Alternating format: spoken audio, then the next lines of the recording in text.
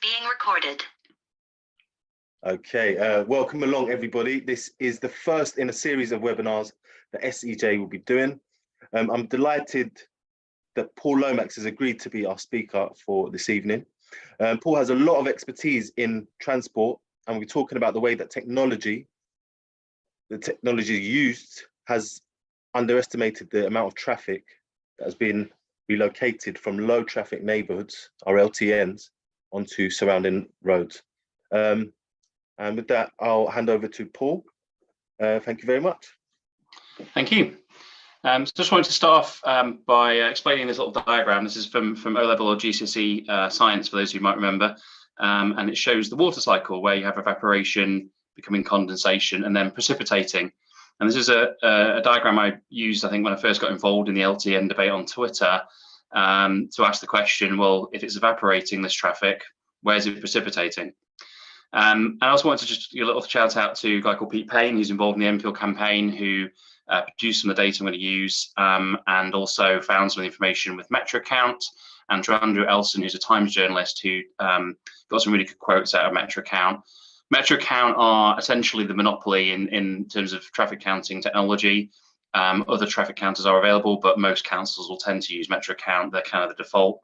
And normally they're, in most circumstances, when used correctly, their counts are very accurate. But there's a particular case where that's not true, which I'll come on to.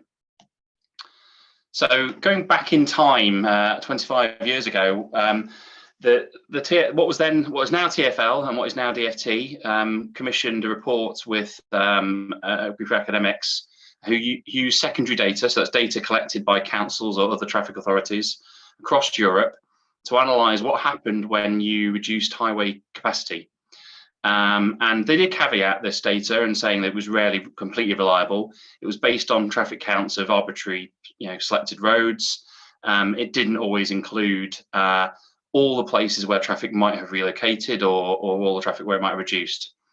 Now, that data found that in 74% of cases, overall traffic around the scheme reduced. So that's the traffic where roads are reduced and also the traffic where it was displaced onto, so an overall reduction. However, in more cases, 85% of cases, traffic on alternative routes, you might know them as boundary roads, you might know them as sacrificial roads, actually increased. So why am I going back 25 years? Well, this report was actually used as the basis for all kind of traffic monitoring going forward. So in the olden days, people used to do traffic modelling, and if the model said it's going to go up by 30% on this other road, they would stop. Since this report, they decided that actually sometimes that doesn't happen, so let's suck it and see. And that's where you get the use of experimental traffic orders and such like. And so the main quote was that traffic does disappear in response reductions, but only to the extent it needs to do so. I'll explain a little bit more about that.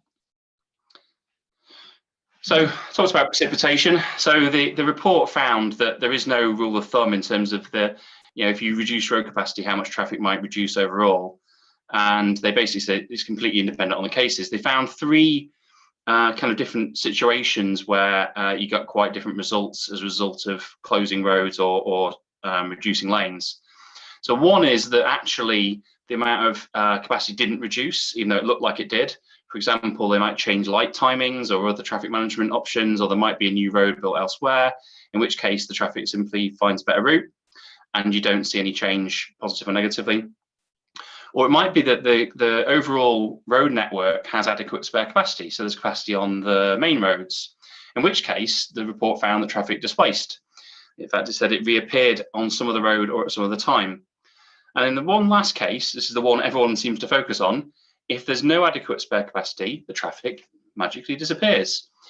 But it disappears due to changes in mode, destination, and trip frequency. You'll hear about changes in mode a lot because people talk about the switch to cycling, even though evidence suggests that road traffic tends to switch to public transport and public transport switch to cycling. But actually, that includes destination changes. So, for example, a bridge is closed, you might go across the next bridge, or you might stay on your own side of the river. That's a change in destination, and that would appear as evaporation or a reduction in traffic. So I want to show a more recent bit of data. So this is from a Westminster's Active Travel Academy report into LTNs with the charity Possible. And the headline from that report was that LTN impacts on internal roads seems systemic and substantial, in other words, huge, but boundary road averages change little. So what they're saying is, when they've measured the traffic differences, we've seen a big decrease on LTN internal roads, and you've seen a very small increase on boundary roads.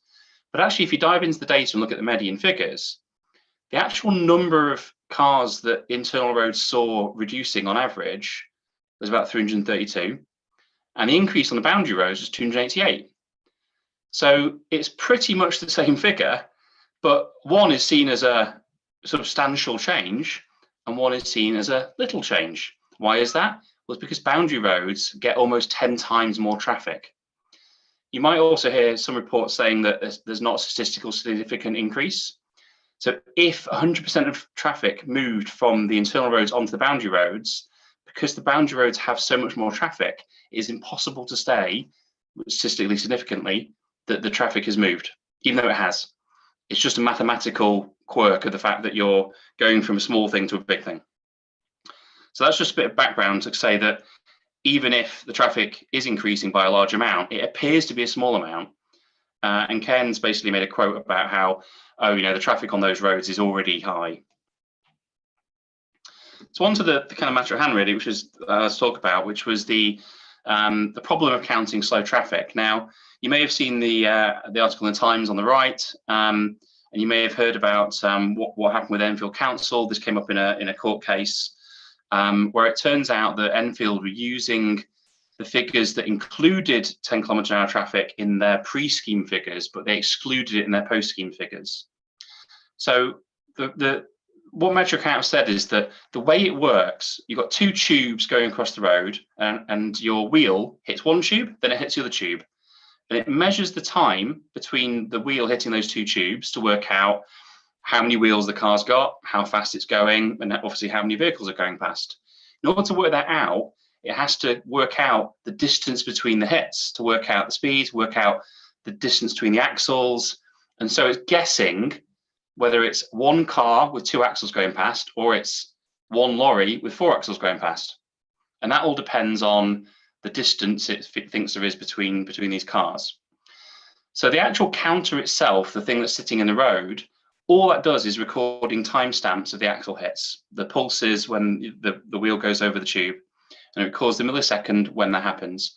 The software that groups those axle hits together using complex algorithms to work out what the vehicle types are, what the counts are, and what the speeds are. Now, the software includes an option to exclude traffic traveling below 10 km/h. And the reason they do that is to improve accuracy, because you get the problems of low speeds where it's not counting them correctly. And some councils basically fiddle with that setting.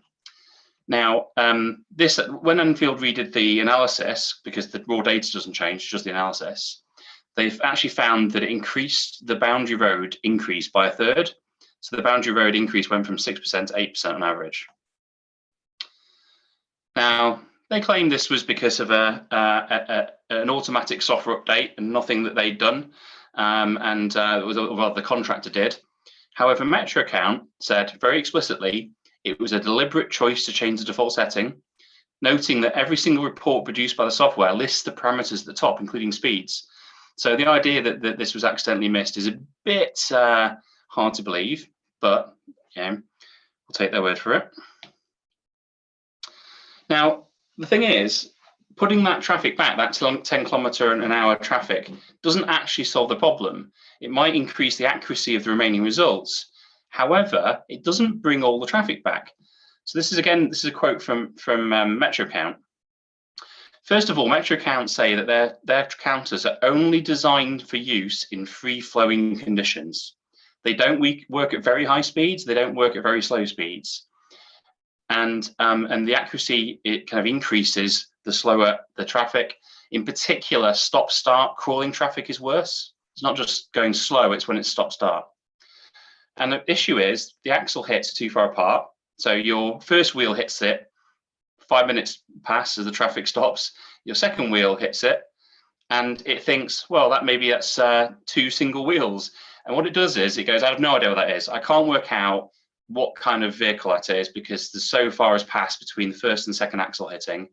So it sticks it in a category, either a spurious data category or an unknown vehicle category, and that data is not included by default. And again, even if you do include it, it doesn't know what it is. All it knows is that there's an axle hit. It doesn't know whether it's a car or it's 2 cars or 1 car. So it just doesn't count it.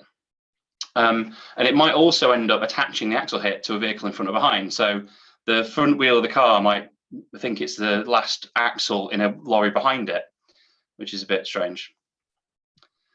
So this guy, Pete Payne, he did some analysis. They did some independent traffic counts, and they looked at doing these manual counts on a busy road that had been counted with a metro counter, and they correlated the difference in the counts they found and the counts the council reported, and they correlated that against how many vehicles were traveling at less than 10 kilometers an hour. And as you can see on the graph top right, there's a very, very strong correlation. And so some analysis was done to work out, based on the axle lengths of cars, how much you could end up miscounting. And what was found was that even if in kind of very mild congestion, where you've got 10 car lengths between stopping and starting, you might miss 5% of the traffic at that peak time. But if you've got heavy traffic, where you've got literally 1 car between, which is exactly the kind of traffic we see on a lot of LTN boundary roads, then you could lose as much as 57% of traffic at peak times. So clearly that's not over the entire 24-hour period, but if an LTN is either increasing traffic so that the car lengths move together, or it's increasing the number of hours when a road is spent being congested, that's going to increase the amount of traffic that's reduced. So the kind of question really is, can traffic evaporate? Yes, it can evaporate. Of course, some people may switch modes. Of course, some people may choose different destinations, which are going to be undercounted or be on the screen lines. And some people might not choose to travel, or they might choose to batch their journeys. And people make all sorts of decisions. As they always say, traffic isn't like water. People can change their minds. However, it is very likely to be very overstated. Not just because of the fact that the traffic counts can't capture people giving an area wide berth. So you don't just drive around LTN, you might drive several miles outside of LTN to avoid it. But also because of the flaws in pneumatic tube ATCs, the automatic traffic counters. It literally shows an increase in congestion appearing as a decrease in traffic flow. So again, with an LTN situation, when Anfield measured the change, it didn't impact the interior roads because the interior roads were not congested. There wasn't a lot of traffic below 10 kilometers an hour, but it did change the traffic on the boundary roads because they were congested. And of course, the congestion increased as a result of the LTN, which meant the reduction or shown reduction was even higher than it actually was. And again, that was just the ones that were counting. That doesn't include all the spurious data counts when the traffic is literally at a standstill. But even if we did track all the traffic, as I showed earlier, because it always looks like a small increase on a very busy road, apparently it's impossible, even with 100% placement, for an increase on a sacrificial road to be high enough for a council to consider it material. So it didn't matter whether it was 6% or 8% or even probably 30%. They're not really using the data anyway. It's all for the greater good. But that doesn't mean we shouldn't demand better data, and we shouldn't demand better ways of counting. And just to finish, there are some interesting new technologies appearing where there's camera-based counting, where it uses AI to recognize the images. Clearly, that technology is going to have its own flaws. It might be worse at high speeds, but early signs are it could be very accurate for counting congested traffic. So it's going to be interesting to see if we can start getting hold of some of these devices and doing our own counts. But hopefully that gives you a bit of an overview as to why we can't rely on ATC pneumatic counting, particularly where congestion will increase. And you must demand your council do more to analyse. That's it. Brilliant. Thank you ever so much, Paul. That was some very, very informative. There were some very informative pieces there, and it provided some brilliant insight. So thank you very much for your time this evening. Very much.